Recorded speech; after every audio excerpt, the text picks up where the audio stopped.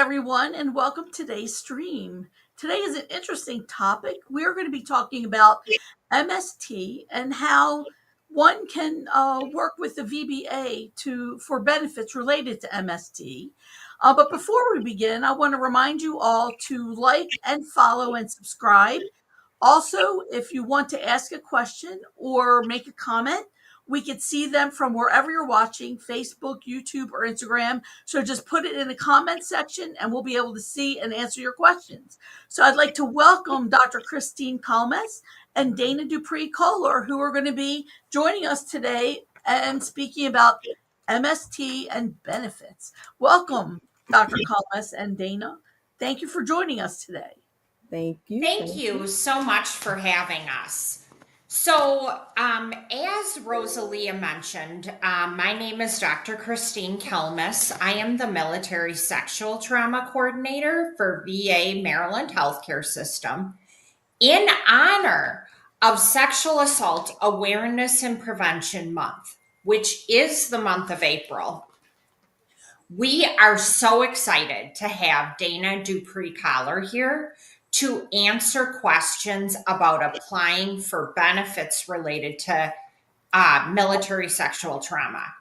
I want to take just a moment to introduce Dana, and then we'll get started with some basic questions that I'll ask. If you have questions throughout this, please do type them in the chat, and we will get to them after Dana provides some basic information. So Dana Dupree-Colar is a U.S. Army veteran who moved to the DMV area from Louisiana in September of 2018. She began a job search within the federal government after receiving her Bachelor's of Healthcare Administration from Purdue University. She was hired at the Baltimore VA in June of 2019 as the My Healthy Vet Coordinator, where she served until December of 2021. Then she moved to the Baltimore Regional Office, where she began as a veteran service representative, processing claims for veterans and doing outreach in the community, along with working directly with public contact within the Baltimore Regional Office. She became one of the MST coordinators for VBA. She also did Veterans Treatment Court, where she assisted veterans with legal needs and helped them complete claims and get their benefits. She's transitioned to vocational rehabilitation specialist within the Baltimore Regional Office. As a veteran, she has a profound love for what she does and is excited to be here learning everything that she can to be a well-rounded source of information for fellow veterans and those who assist veterans. Again, I am thrilled to have Dana joining us today. My first question for you, Dana, is as a veteran who has experienced MST, what types of benefits would they be eligible for? When it comes to veterans who have experienced MST, a lot of their benefits would be them mostly in the realm of they would receive, of course, tax-free disability every month, depending on their rating, because the rating can go from 0 to 100%. Other benefits would be for them to have, if they get 100%, they'll be able to have tax exempt for their home. They'll have indefinite tags for their cars. Their dependents can file for Chapter 35 dependency benefits for education. They're also open to many other things, such as voc rehab, what I do with education, and that can go through many different avenues for them. It's not just what it says vocational education. It also helps with independent living. Um, as I told Miss Christine earlier this week, I was excited about it. I was like, I did not know this program assists with childcare now. So there's a stipend for childcare. They also assist with homelessness and other things. But when it comes to MST and filing, you're open up to so many different benefits, and also health wise, being able to go to the VA hospital and receive your treatments and get your mental health and stuff like that. So many avenues that are open to you that you should definitely take advantage of. Great. Since MST is not a diagnosis, but rather something that the person experienced, Mhm. what types of diagnoses do people apply for related to service connection? So, in relation to that, a lot of people apply for a PTSD, major depressive disorder, they bipolar disorder. There's anxiety, depression. There's many different avenues to obtaining your MST, because not everybody experiences it in the same way. Some people, experience it in different ways. It might cause a heightened anxiety or depression. It could cause, PTSD. And it could cause major depressive disorder. It just depends upon that individual and how a trained professional in psychology or psychiatry looks at it according to the DSM-V5 and says, hey, this is what it's under, this is what your MST has caused, and so it's looked at it like that. A lot of people have alcohol and substance abuse issues related to their MST. So it just is really something that's looked at on an individual basis and according to when you speak with your mental health provider. Excellent. I have a lot of veterans ask me how they even get started applying. So you have two avenues. You can go through a VSO, which is a veteran service organization, and they are the DAV, Disabled Veterans of America. There's American Legion. There's the VFW. There's Paralyzed Veterans of America. So many different VSOs that's out there. Those are just a few of them. Or you can visit your local regional office where you can speak with a legal administrative specialist where they can sit down with you and they can look into your file and say, okay, well, this is what's going on.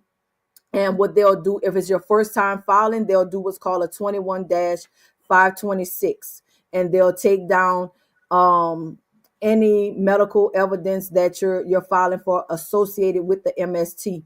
One thing that you will get asked, and this is very important, do you have a diagnosis? Do you have a current diagnosis? Are you currently seeing your provider? Have you been seeing that provider for 3 to 6 months or more? When it comes to your diagnosis, have you started treatment? Or because some people will start and then they'll stop. So we look for things like that. We also look for, when filing, if you have anybody like with buddy statements that can write a statement for you, where things have changed, where things might have changed in your personality, in your habits, you've become more withdrawn, or you're not the same person that you used to be. You might be angrier, or there's other things that's going on, depression, you're withdrawn from work and family, you can't hold functional relationships, things like that. Um, we also do what's called a 21-0781, where we do an intake of, have you started, with substance abuse or alcohol? Have you, did you ask for a change in your duty station, or your unit while you were still in the military? Did you change the way you hung out with friends, or the way you carried yourself, your hygiene changed. You stopped presenting yourself in the way that you used to, which was all neat and clean and well put together. Your tone of voice changed. The way you were in certain areas, you became more jumpy or um, aware of certain things. So we look for those things. Also, if you filed a police report or if you went to a mental health counselor while in the service, or just to maybe your local chaplain or something like that, we look for those things. But if you don't have them and you have family members or friends that notice the changes within you, then we will take what we call lay statements from them to go in your file. Great. So, do I have to have a diagnosis from the VA or receive treatment from the VA in order to file? You don't have to exactly receive treatment from the VA. You can actually go to a private doctor. If you go to a private physician, you can we will get those records. We fill out what's called a 21-4142, 4142A, and we request those records from your private provider. I see somebody, Jealous Sykes. I just want to address it because I don't want, him to feel like we're not um talking towards males as well. So when it comes to males, of course, those things that we look at, we'll look to see if the same rules apply. You went to the hospital, to get treatment, that you talked with someone. Also, if there was any STDs that happened or anything like that, not like females, we ask, if you became pregnant, did you have the baby, or what happened. So same rules are kind of apply for both. The only difference is with women, we ask if they're pregnant, but always ask if you went to the hospital, if you spoke with someone, if there was any STDs, did you have a sexually transmitted disease test done during that time. And so if you did, then we corroborate those times and we look for the unit you were in. You tell us what unit you were in and stuff like that, and we go based off of what you told us, so that we can start to put the pieces to a puzzle together, especially if you did not report it to your higher chain of command or get any assistance with it. So, you were saying you don't have to go to the VA for a diagnosis or No. treatment. You can submit records from a private doctor, or if you go to the vet center, you can Yes, even ma'am. submit those Yes, records. ma'am. It just makes it, for us, it makes it easier if you go to the VA, because we have access to their records. And so we can pull them over real quick, as opposed to waiting for, a private doctor or a vet center to turn anything in to us, because sometimes we give them 30 days and sometimes they take longer than those 30 days. And then we have to send you a letter asking, could you please submit the documentation. Your doctor isn't replying, and stuff like that. So it makes it easier if they do go to the VA hospital. That's all. I have a Okay. question. How long does it take for someone to, after they file a claim, to hear some kind of response? How long does that take? So once we receive the claim itself, within 30 days they'll get what we call a subsequent development letter. And on that letter they will say, if you have any further information, please turn it in. We're working on your claim, um and stuff like that. But roughly, just depending on how much information is needed for that claim, because they do what's called an MST incident report. They also do a MST checklist, and then you have to get the CMP exam, which is the compensation and pension exam, where you will meet with a healthcare provider, a mental health care provider, that the VA sends you to, unless there's a caveat to that, because you can also get with your mental health provider and do what's called a disability benefits questionnaire, a DBQ. And your provider can fill it out and do a medical opinion, which will then put you in a position to have it pushed through a little bit faster than those who take the traditional route of having us to find someone for you to see and sit and talk with about the MST and any other issues that you might have added to it. So roughly, I would say 6 months to a year, but it just depends on caseloads, and if it goes to San Juan, Puerto Rico, or if it goes to Virginia.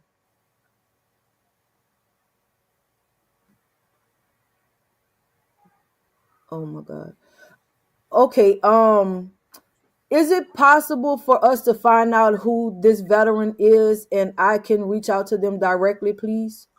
I can provide you with his contact information. I have it from Okay. here. So I'll do that, and I'll do that after the stream is done. Okay.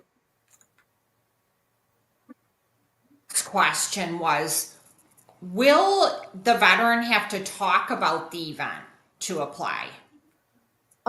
We so on that 21-0781, there are specific questions that we do ask. We ask for the unit, we ask where it happened, when it happened, and we only ask for a small description of what it was that did happen.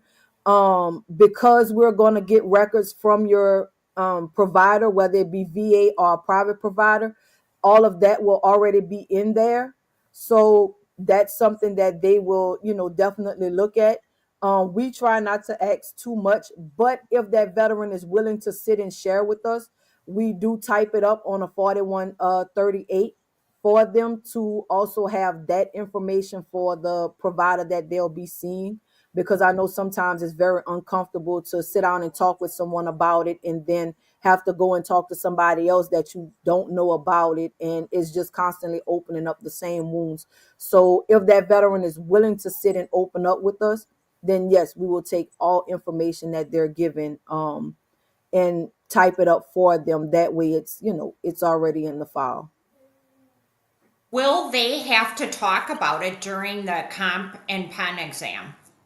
Yes, they will ask them specific questions. For the most part, for the compensation and pension, they try to take as much as they can out of the file to answer the questions, but they will kind of like reiterate and say, hey, when did this happen and how it happened, to, I guess it's mostly to see, exactly how that veteran responds, doing this, because that's taken into consideration, as well. But again, to not have somebody go through that, I always tell them you have the option of getting your mental health care provider to fill out that DBQ. And that way we don't have to, go through the process of having them go through that again. Mhm. My next question is, what if my claim gets rejected?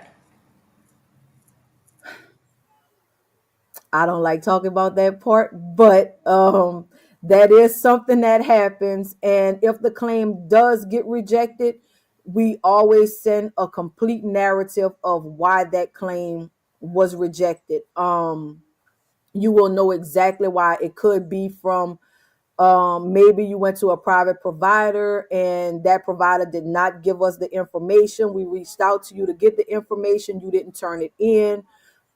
It could be that they didn't have enough information from what you did tell them to go on for them to find the unit and anything that could have related to that. It could also be that you didn't have a diagnosis, and so that's why I say it's very important. The first question is, do you have a current diagnosis? When was the last time you seen your mental health provider and talked about this? Because a lot of people go to their mental health providers, but they never talk about this issue. And so when we look through the records, we see things that say, I went through this in my marriage, or I went through this, as a child. And so now we're taking, this provider who's never seen you, this is their first time seeing you, they're looking at that and they're like, well, this wasn't related to service. This is related to an event from them being married, or an event from when they were a child. So it's very important to make sure you speak with your mental health provider about your MST and how it's disrupted your life and any other issues you might be having when it comes to that, to keep your claim from being denied, because we look at everything. What if I get a rating, but I feel like it's too low? So if you get a rating and you feel like it's too low, again, in that narrative, we do tell you exactly why we gave you, say, 20% or 30% rating, and why we didn't give you the higher rating. So everything has cause and effect, I'll say. You might get 20 or 30% because maybe you just have depression and you're withdrawn. But when you get to like 50, 60, 70, 90, 100%, that's saying that you're constantly having, maybe suicidal ideations, you're not taking complete care of yourself and stuff like that. And so when you get a rating that you don't feel is just and fair, think about what you told your counselor, then when we pulled your records and what we're looking at. And also, if you don't agree, you can always come back with new and relevant evidence to us, and we will definitely take a look at it and give you another CMP exam if we feel that's necessary, or we'll just look at the notes from your counselor and say, okay, yes, this rating was not fair, and go from there. If some people don't want to come back to the regional office and do it, so they do what's called a higher level review, where they can speak with a DRO officer, and you can request to speak with them. They will give you a call, and you can say, hey, I don't feel like this was fair. This is what I'm going through. I explained this to them and they still gave me this rating. And that DRO officer can choose to order another exam or just take what you said and go from there and make a decision on the rating. Mhm. If I start the claims process, can I stop? Or do I have to complete it? No, you can definitely stop the claims process. We have a lot of people that come in and they'll start it and they'll definitely stop it because they don't want it to be in their file that, they don't want family members to know. They don't want their children to know, or their spouses, or, their mates to know what they went through. So they'll call and they'll say, I want to stop it. In order to stop that process, you have to fill out a 21-4138, which is a statement in support of claim. And upon stopping that, you'll tell us, I don't want to follow through with the MST claim. Can you please retract everything, and we'll close that claim immediately. Hmm. Okay. Are there any common mistakes that are made that folks should watch out for? A lot of the common mistakes that are made comes in where you don't provide enough evidence, or you might let's see, I have a list of them, so I'll pull them up, so that way you'll have four more steps into a lot of the mistakes that um people make. But a lot of the common mistakes are, they don't file the claim properly, or they don't give enough information. um they'll feel guilty about what happened with it. um and the biggest thing, like you just asked, they'll have failure to appeal the decision because it was denied. Don't do that, please. I implore y'all, don't. Please, by all means, this happened, let's get it seen about, and make sure that you talk to your counselors in depth about it so that they can document everything. And make sure that when you talk to either a VSO or a LAS at the regional office, as I stated earlier, that you tell them everything you can possibly think of telling them. Um, there are also secondary issues that you can put in, and those are some of the common mistakes as well. That people only think that just the PTSD or the major depressive disorder, but other things can happen. You can have chronic pain in your body Hmm. Some people even experience what they call peens, which are psychogenic seizures, Yeah. because they can't adapt to what happened, and so their body goes into a psychosis where they literally have seizures. So it's very, very important to address these issues, and don't feel like you can't talk about it.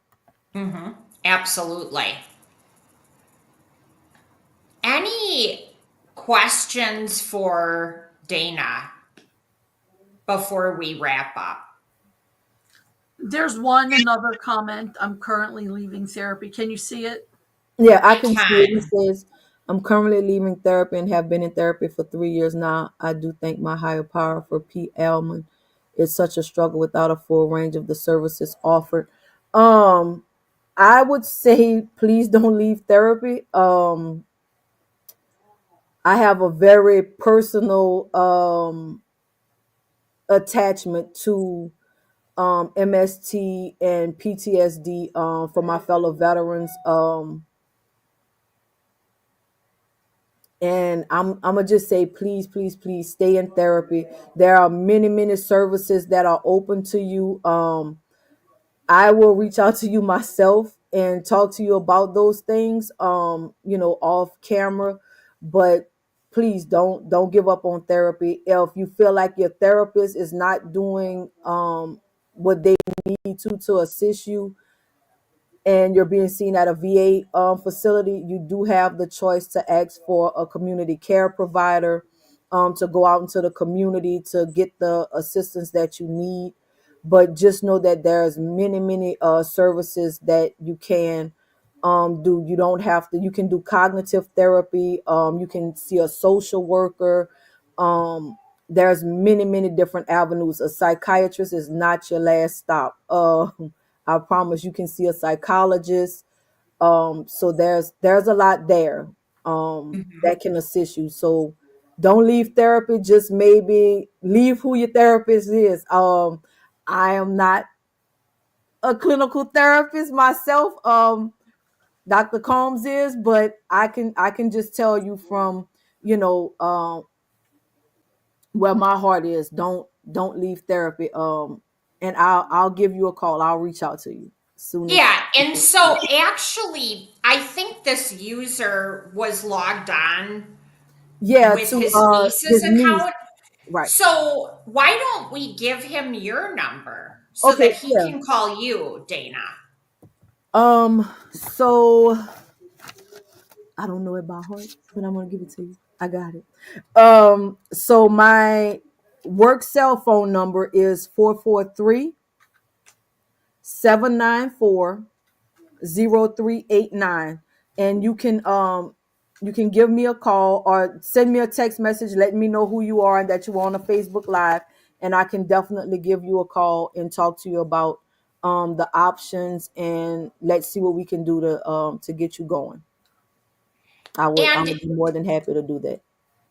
if you need assistance connecting with mental health treatment through the VA, I want to remind you that all mental health treatment related to military sexual trauma is provided free of charge through the VA.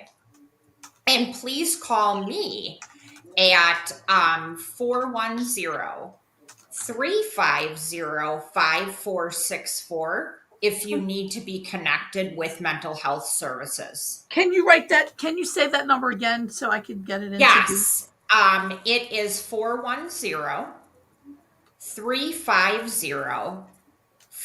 410-350-5464.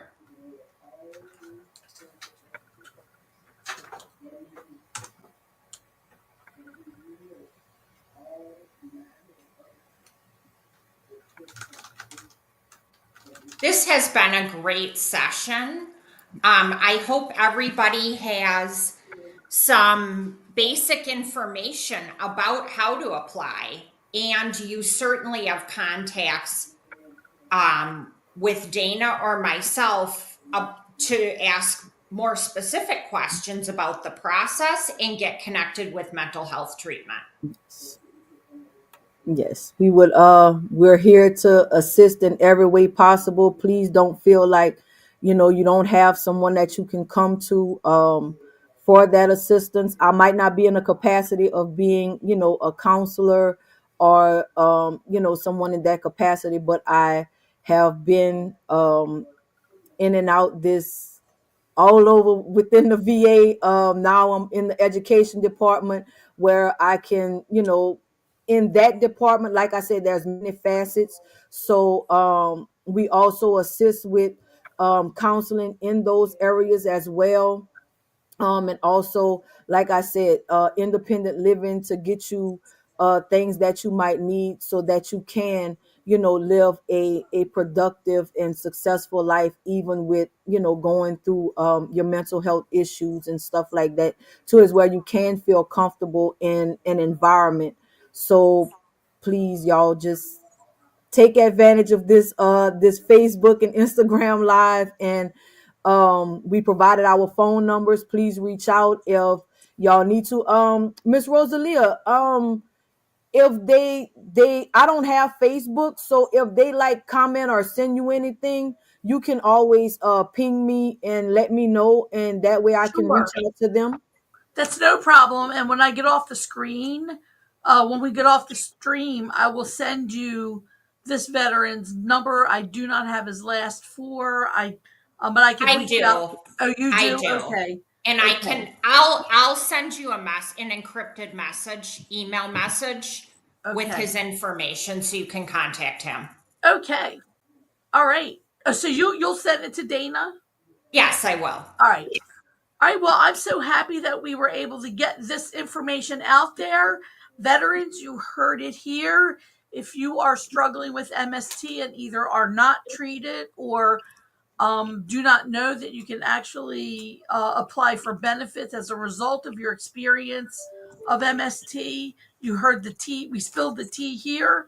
So now's the time to, today's the first day of the rest of your life. So now this is the time that you can actually start your journey to wellness. Thank you all for showing up and for listening in. Whoever gave us the like, thank you so much for the like. We appreciate it. And we will talk to you soon in our next stream. Thank you very much. Bye now.